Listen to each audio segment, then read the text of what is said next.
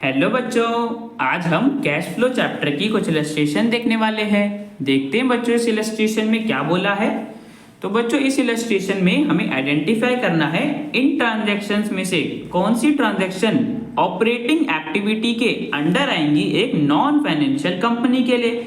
तो देखो बच्चों, नॉन फाइनेंशियल कंपनीज कौन सी होती है? कोई भी मैन्युफैक्चरिंग कंपनी या कोई भी ट्रेडिंग कंपनी या कोई स्टॉक ब्रोकिंग फर्म। मतलब बच्चों सिंपल वर्ड्स में अगर हम फाइनेंसिंग कंपनी को हटा दें तो जो बाकी सारी रिमेनिंग कंपनीज बच गई वो होगी नॉन फाइनेंशियल कंपनीज। अब देखते हैं बच्चों, फर्स्ट पार्ट में बोला है cash receive from sale of goods. तो बच्चों देखो, गुड्स को सेल करके हमें कैश रिसीव हुआ। अब बच्चों देखो, किसी भी ट्रेडिंग कंपनी का मेन काम क्या होता है? गुड्स को सेल करना या परचेज करना। तो उससे बच्चों जो भी कैश रिसीव हुआ होगा वो तो बच्चों हमारी ऑपरेटिंग एक्टिविटी में आएगा ना, बिकॉज मेन बिजनेस की हमारी मेन रेवेन्यू जनरेटिंग एक्टिविटी है ना। तो देखो बच्चों, cash receive from sale of goods को हम क्लासिफाई करेंगे ऑपरेटिंग एक्टिविटी के अंडर। तो बच्चों देखो, अब नेक्स्ट देखते हैं।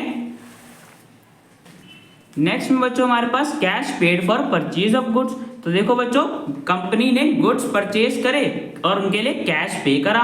तो बच्चों ये भी हमारे ऑपरेटिंग एक्टिविटी में आएगा ना, गुड्स को परचेज या सेल करना। तो जो भी कैश पे करा वो हमारा ऑपरेटिंग एक्टिविटी के अंडर आएगा। ठीक है बच्चों, तो सेकंड भी हमारी ऑपरेटिंग एक्टिविटी है। अब बच्चों थर्ड देखते हैं। थर्ड में बता रखा है payment of salaries and wages. तो बच्चों एम्प्लॉयज को सैलरी या वेजेस पे करा। अब बच्चों देखो, हमें प्रोडक्शन करवाने के लिए एम्प्लॉयज को सैलरी तो पे करनी पड़ेगी ना। तो बच्चों ये तो हमारी मेन ऑपरेटिंग एक्टिविटी होगी। तो बच्चों ये भी हमें हमारी ऑपरेटिंग एक्टिविटी के अंडर क्लासिफाई हो जाएगी, थर्ड वाली भी। अब बच्चों देखो, फोर्थ पार्ट को हमारे ध्यान से समझना, क्या बोल रखा है? Payment of interest on loan. तो बच्चों देखो, लोन लेना हमारी कौन सी एक्टिविटी होती है? Financing activity. अब बच्चों जो उस पे इंटरेस्ट पे करेंगे तो वो भी तो फाइनेंसिंग एक्टिविटी के अंडर ही आएगा ना। तो बच्चों payment of interest on loan हमारी ऑपरेटिंग एक्टिविटी नहीं होगी, बिकॉज ये फाइनेंसिंग एक्टिविटी है। ठीक है बच्चों, अब नेक्स्ट वाला पार्ट देखो। नेक्स्ट में क्या बोल रखा है? Repayment of loan. तो बच्चों मैंने अभी बताया, लोन लेना हमारे लिए फाइनेंसिंग एक्टिविटी के अंडर आता है। अब बच्चों उसी लोन को हम रीपे करेंगे तो वो बच्चों हमारा इन फाइनेंसिंग एक्टिविटी होगा, ना कि ऑपरेटिंग एक्टिविटी। तो बच्चों ये भी हमारा ऑपरेटिंग एक्टिविटी के अंडर नहीं आएगा। ठीक है बच्चों, नेक्स्ट पार्ट देखते हैं। नेक्स्ट में बता रखे मशीनरी परचेज करी गई है कैश को पे करके। तो बच्चों देखो, मशीनरी क्या मतलब? हमने एसेट परचेज करा।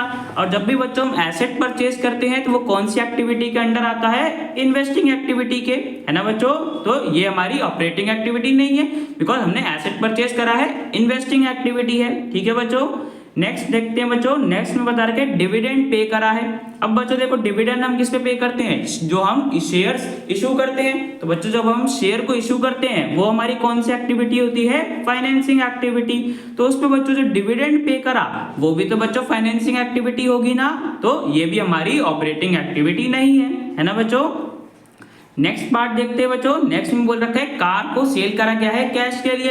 तो बच्चों देखो, कार क्या है हमारे लिए? एसेट है कंपनी के लिए। अब बच्चों एसेट की सेल कर रहे हैं तो वो तो बच्चों हमारी इन्वेस्टिंग एक्टिविटी होगी ना। कार को सेल करना, किसी भी एसेट को डिस्पोज करना, तो वो हमारी इन्वेस्टिंग एक्टिविटी के अंडर आता है।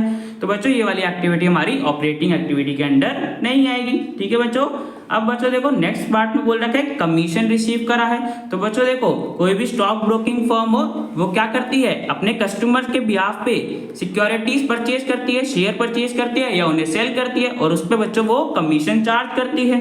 तो बच्चों स्टॉक ब्रोकिंग फर्म के लिए मेन काम हमारे पास क्या है? कि सिक्योरिटीज को परचेज करना और सेल करना।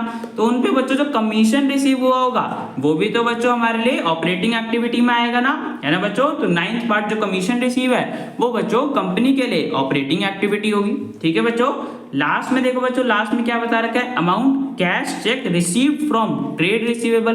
तो बच्चों देखो, किसी भी ट्रेडिंग कंपनी ने गुड सेल करे होंगे डेटर को, तो वो बच्चों क्या होगी? ऑपरेटिंग एक्टिविटी होगी ना। अब बच्चों जो डेटर हमें अमाउंट पे करेगा तो वो भी तो बच्चों ऑपरेटिंग एक्टिविटी होगी ना। तो ये बच्चों जो हमें कैश रिसीव हुआ होगा ट्रेड रिसीवेबल से वो भी हमारे ऑपरेटिंग एक्टिविटी के अंडर आएगा। अब बच्चों देख लेते हैं हमारे पास कौन कौन सी ऑपरेटिंग एक्टिविटीज के अंडर क्लासिफाई हुई थी। जो हमने गुड्स सेल करे तो इन पे कैश रिसीव हुआ था, परचेज करे तो कैश पे करा था, ये भी ऑपरेटिंग एक्टिविटी है। सैलरीज और वेजेस पे करे थे, ये भी बच्चों ऑपरेटिंग एक्टिविटी है। और कमीशन रिसीव हुआ था तो वो बच्चों मैंने बताया था ऑपरेटिंग एक्टिविटी कैसी हुई। और लास्ट वाला बच्चों मैंने ये भी बताया कि जो भी ट्रेड रिसीवेबल से हमें कैश रिसीव होता है वो हमारी ऑपरेटिंग एक्टिविटी के अंडर आता है। ठीक है बच्चों, तो फर्स्ट इलस्ट्रेशन बच्चों हमारी कंप्लीट हो गई। अब बच्चों चलते हैं नेक्स्ट पे। तो बच्चों देखो इस इलस्ट्रेशन में भी हमें आइडेंटिफाई करना है इन ट्रांजैक्शंस में से कौन सी ट्रांजैक्शन ऑपरेटिंग एक्टिविटी के अंडर आएगी एक फाइनेंशियल कंपनी के लिए। फाइनेंशियल कंपनी बच्चों कौन सी होगी, जो फाइनेंशियल सर्विसेज प्रोवाइड करती है उसके कस्टमर्स को, है ना बच्चों।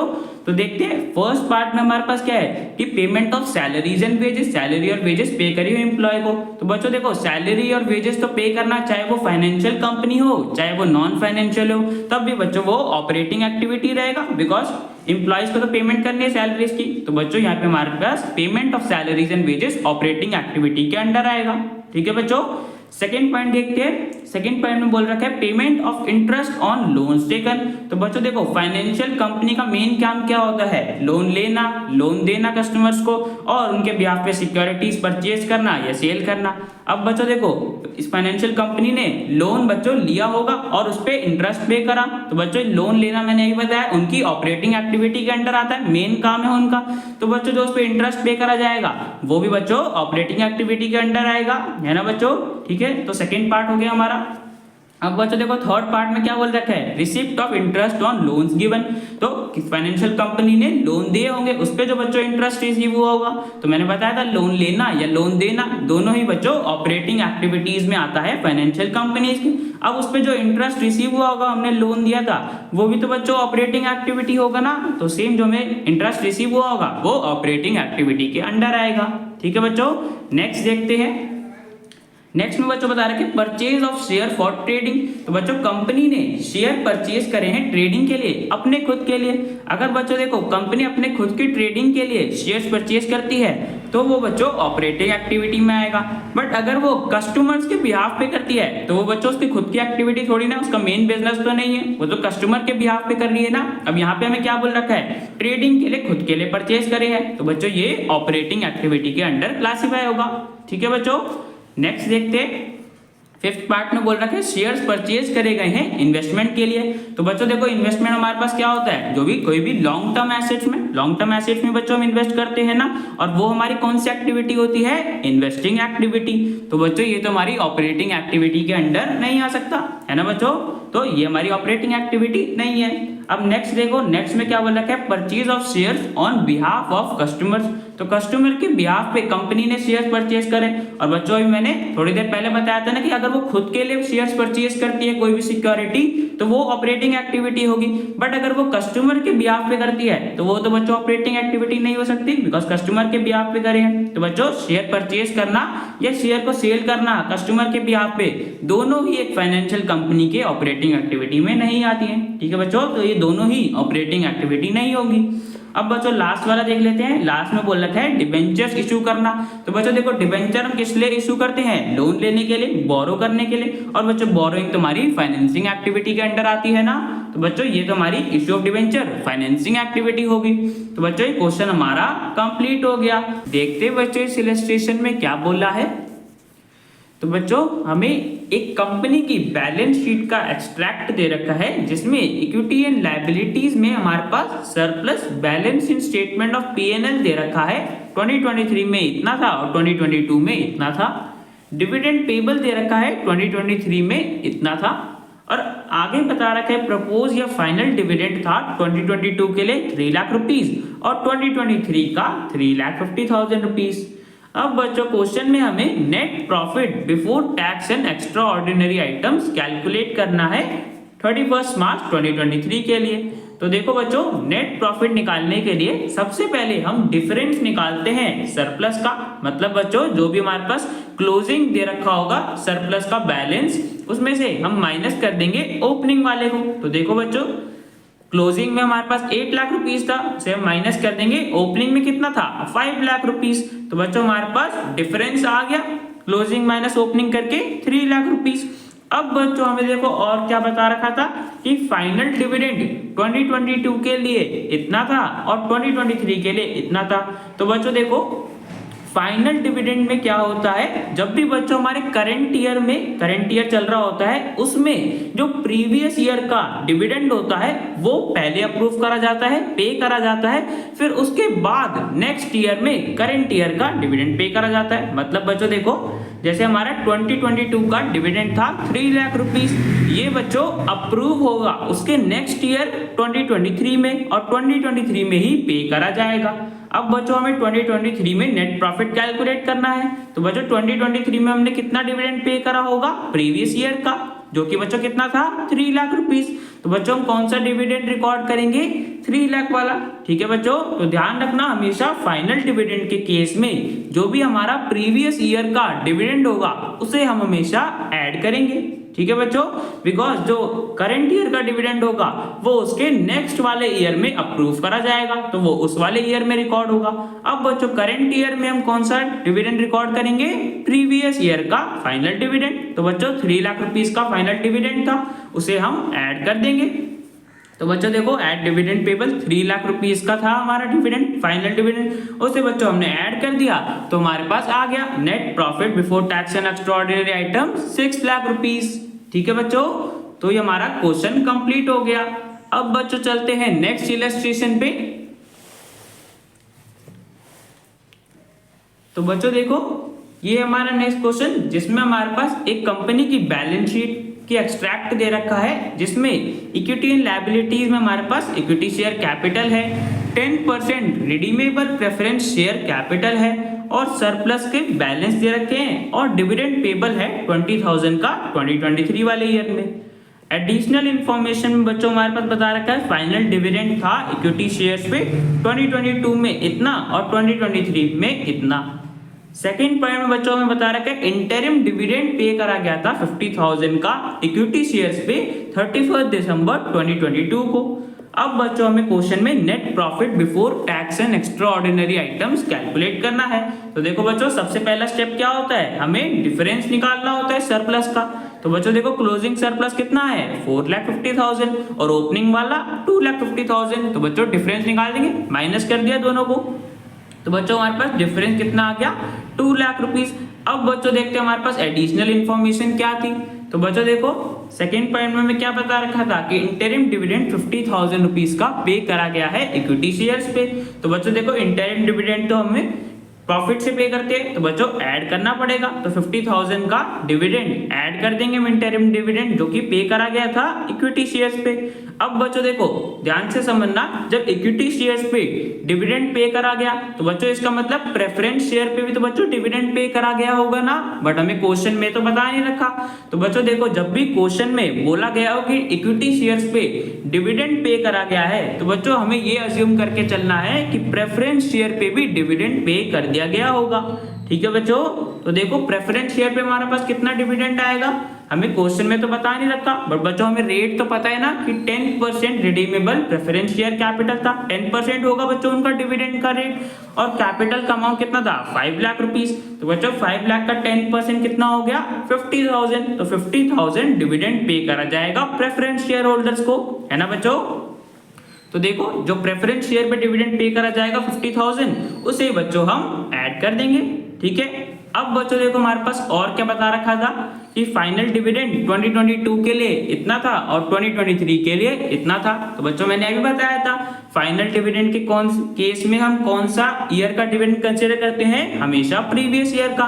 तो बच्चों प्रीवियस ईयर हमारा 2022 वाला था और जिसमें 1,50,000 था हमारा डिविडेंड। तो बच्चों प्रीवियस ईयर का डिविडेंड हम हमेशा करंट ईयर में पे करेंगे, तो करंट ईयर में प्रीवियस ईयर का डिविडेंड रिकॉर्ड करेंगे जो कि बच्चों 1,50,000 था। तो बच्चों देखो ऐड कर देंगे, इतना प्रपोज डिविडेंड पे करा गया था इक्विटी शेयर्स पे 1,50,000। अब बच्चों टोटल सबको ऐड कर दिया तो इतना हो गया, और फिर जो हमारे पास डिफरेंस आया था सरप्लस का उसमें इस अमाउंट को ऐड कर दिया। तो बच्चों हमारे पास net profit before tax and extraordinary items आ गया 4,50,000 रुपीस। ठीक है बच्चों, तो ये क्वेश्चन भी हमारा कंप्लीट हो गया। अब बच्चों चलते हैं नेक्स्ट क्वेश्चन पे। तो बच्चों देखो ये है हमारा नेक्स्ट क्वेश्चन। इस क्वेश्चन में भी हमें कंपनी की बैलेंस शीट का एक्सट्रैक्ट दे रखा है और क्वेश्चन में हमें net profit before tax and extraordinary items calculate करना है। तो बच्चों देखो इक्विटी एंड लायबिलिटीज में हमारे पास इक्विटी शेयर कैपिटल के बैलेंस दे रखे हैं और 8% प्रेफरेंस शेयर कैपिटल है जिसका हमें बैलेंस दे रखा है और सरप्लस का बैलेंस दे रखा है। क्लोजिंग ईयर में इतना था, ओपनिंग ईयर में इतना था। और एडिशनल इन्फॉर्मेशन दे रखी है कि इंटरिम डिविडेंड 1 लाख रुपीस का पे करा गया है इक्विटी शेयर्स पे 1 जनवरी 2023 को। तो बस देखो बच्चों, नेट प्रॉफिट निकालने के लिए सबसे पहले हमारे पास स्टेप क्या होता है, हमें डिफरेंस निकालना होता है सरप्लस का। तो बच्चों देखो क्लोजिंग कितना है 25 लाख रुपीस और ओपनिंग कितना था 7 लाख रुपीस। तो बच्चों डिफरेंस निकालने के लिए माइनस कर देंगे। तो देखो बच्चों हमारे पास क्लोजिंग बैलेंस इतना था, उसमें से ओपनिंग बैलेंस हमने माइनस कर दिया। तो बच्चों हमारे पास डिफरेंस आ गया 18 लाख रुपीस का। अब बच्चों इसमें जो हमारे पास एडिशनल इंफॉर्मेशन थी उसको बच्चों देखो हम कंसीडर कर लेते हैं। तो बच्चों देखो एडिशनल इंफॉर्मेशन में बता रखा था कि इंटरिम डिविडेंड 1 लाख रुपीस का पे करा गया है इक्विटी शेयर्स पे।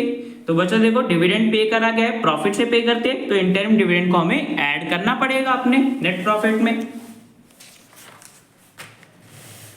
तो देखो बच्चों इंटरिम डिविडेंड ऐड कर दिया, 1 लाख रुपीस का पे करा गया था इक्विटी शेयर्स पे। अब बच्चों देखो मैंने पिछले क्वेश्चन में बताया था ना कि जब भी हमें क्वेश्चन में बता रखा हो कि कंपनी ने इक्विटी शेयर्स पे डिविडेंड पे कर दिया है तो बच्चों हमें क्या मान के चलना है कि उससे पहले प्रेफरेंस शेयर पे भी डिविडेंड पे कर दिया गया होगा, है ना बच्चों। तो सेम हमने पिछले वाले क्वेश्चन में भी यही करा था। अब डिविडेंड निकाल लेंगे ना प्रेफरेंस शेयर पे कितना डिविडेंड पे करना था। तो बच्चों देखो रेट कितना था प्रेफरेंस शेयर का 8% और कैपिटल का अमाउंट कितना है 10 लाख रुपीस। तो बच्चों डिविडेंड कितना होगा 8% 10 लाख रुपीस का, जो कि बच्चों 80,000 रुपीस बन जाएगा ना। तो 80,000 डिविडेंड पे करा गया होगा प्रेफरेंस शेयर पे। तो देखो बच्चों इक्विटी शेयर का हमने ऐड कर दिया था, फिर उसके बाद जो प्रेफरेंस शेयर का हमारे पास कितना आया 8% 10 लाख रुपीस का, जो कि 80,000 बनता है। तो बच्चों 80,000 भी हमने ऐड कर दिया। टोटल बच्चों हमने दोनों शेयर्स पे मिला के डिविडेंड इतना पे करा। अब बच्चों में से भी ऐड कर देंगे अपने डिफरेंस में, तो हमारे पास आ जाएगा net profit before tax and extraordinary items 19,80,000 rupees. ठीक है बच्चों, तो ये क्वेश्चन भी हमारा कंप्लीट हो गया। अब बच्चों मिलते हैं नेक्स्ट वीडियो में।